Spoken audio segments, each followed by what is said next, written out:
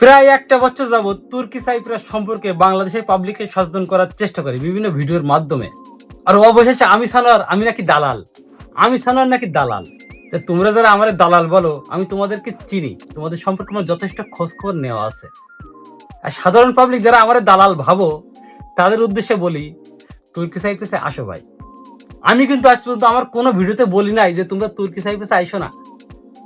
আমি বলিনি, এ ধরনের কথা আমি বলিনি। তোমরা তুর্কি সাইপ্রাসে আসো, তারপরে দেখবা 1.5 লক্ষ টাকা বেতন তুর্কি সাইপ্রাসে কোন দিক দিয়ে যায় বা কোন দিক দিয়ে আসে। একটা সময় ছিল, আমি যখন আসছি এই দেশে 2.5 বছর আগে, 70,000 টাকা বেতন ছিল ভাই। আমি বেতন পাইছি 30,000 টাকা।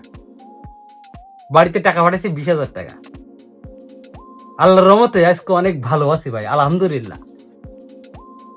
ঠিক আছে ভাই, নিজের যোগ্যতায়।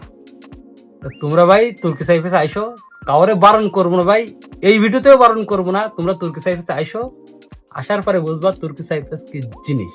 আর যারা আমারে দালাল বলো, তাদের উদ্দেশ্যে একটা কথা বলি ভাই,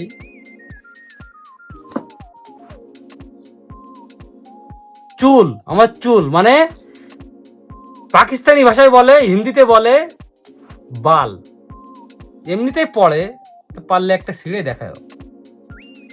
ঠিক আছে, সবকিছু মিলে আল্লাহ হাফেজ, বাই বাই।